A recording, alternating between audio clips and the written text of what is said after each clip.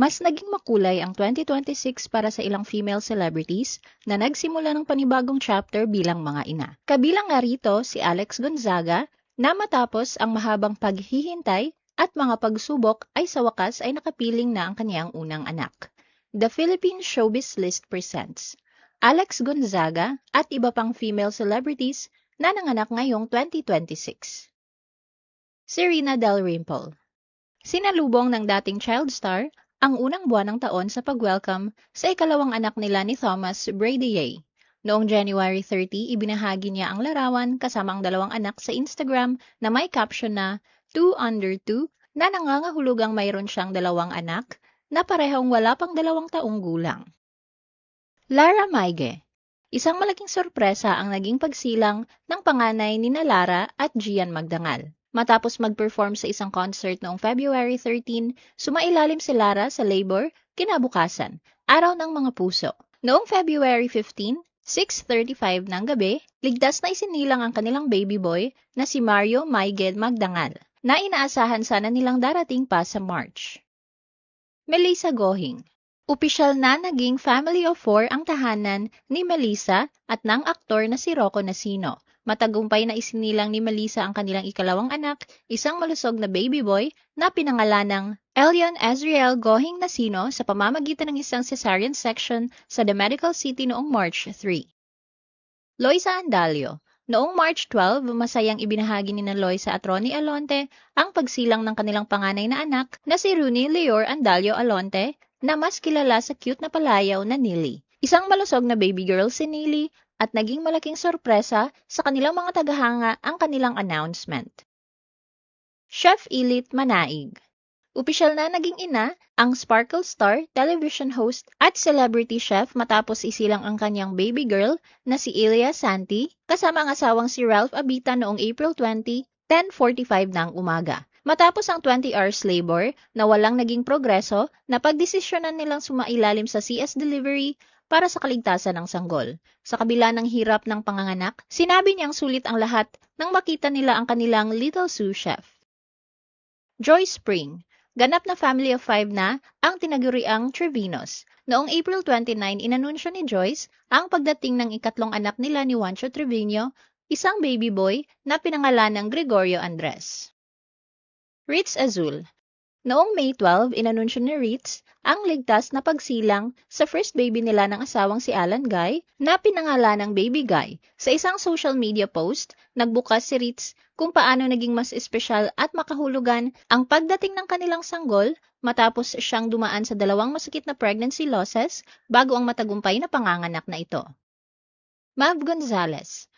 Noong May 25, isinilang ni Mav at Matt Balenia ang kanilang panganay na anak na si Baby Maya. Naging komplikado ang panganganak matapos matuklasang hindi pangkaraniwang maikli ang umbilical cord ng sanggol na nagdulot ng panganib kay Mav at kay Baby Maya. Matapos ang vacuum procedure, matinding pagdurugo at blood transfusion, ligtas na nailuwal ni Mav ang kanilang 7.5-pound na baby girl. Samantha Bernardo.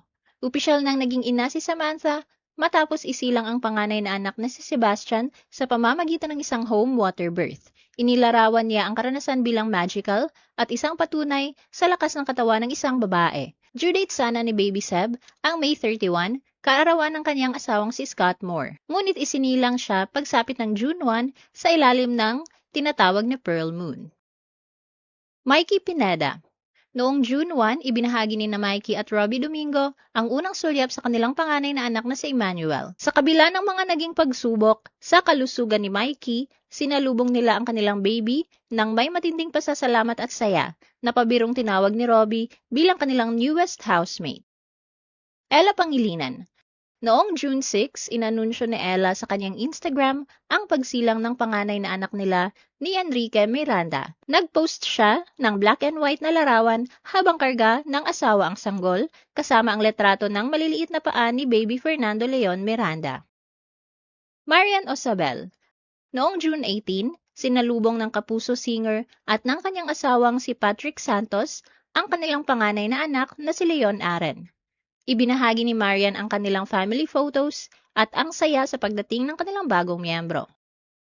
Bettina Carlos. Noong June 21, mismong Father's Day, inanunsyo ni Bettina at Mickey Eduardo ang pagsilang ng kanilang kambal na lalaki na sina Juanito at Antonio. Ayon kay Bettina, pambihira ang kanilang kaso dahil sa superfetation kung saan 10 days ang pagitan ng fertilization ng dalawang embryo. Tinawag niya ang kambal na kanilang miracle babies. Michelle Cobb. Ang dating professional volleyball player ay nag-welcome sa panganay na anak nila ni Vito Soto. Isinilang niya ang isang cute baby boy na pinangalanang Vigo Cristiano noong July sa The Medical City. Sandra Lemonon. Naging family of 4, sina Sandra at Sol Mercado matapos nilang salubungin ang kanilang second baby na si Zalia Joey Mercado noong August 13. Matapos ang 15 hours na active labor, isinilang ni Sandra ang malusog na baby girl sa pamamagitan ng natural home water birth. George Agpangan. Noong August 24, inanunsyo ng dating PBB housemate ang pagsilang ng panganay na si John Evan Fries kasama ang asawang si Danny Fries. Matapos ang mahigit 60 hours na labor, nagpasalamat siya sa Diyos at sinabing sulit ang lahat ng hirap nang sa wakas ay makasama na niya ang kanyang unang anak. Cassie Brazal.